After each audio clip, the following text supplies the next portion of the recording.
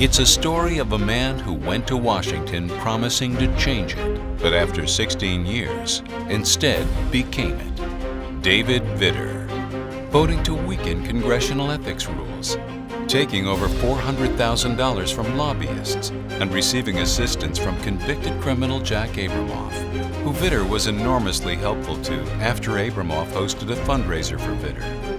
Vitter's taken over $900,000 from Wall Street and big banks, while voting against restricting abusive credit card companies and against cracking down on crooked practices even after the banks collapsed our economy. And Vitter's proudly stood up for the special interests, even when it hurt the people of Louisiana, fighting for the chemical industry and earning the title Senator Formaldehyde, even though it poisoned Louisiana residents after Katrina, and leading the fight to cap damages for BP, even after they helped ruin parts of our coast and our economy. And nothing makes you more a part of Washington, D.C. than having a scandal of your very own. Did you break the law? Can you answer that question?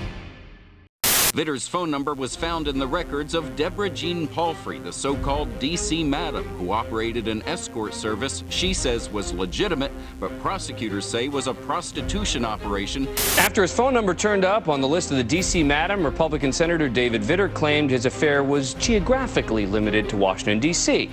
But late this afternoon, a former New Orleans prostitute held a press conference to announce she passed a lie detector test in which she described having twice-a-week trysts, sometimes 3 times a week, with the family values lawmaker at $300 a pop for 4 months. Tell me about the state of your relationship with Vitter.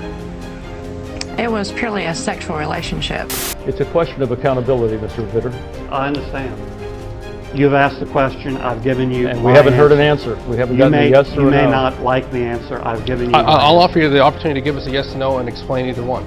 Yes or no, did you violate take that opportunity because I think the people of Louisiana have understood exactly what I said to them. David Vitter, a pattern of reckless behavior that's been harmful and an embarrassment to the people of Louisiana.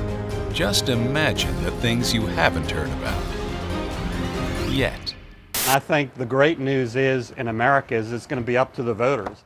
Paid for and authorized by Gumbo Pack.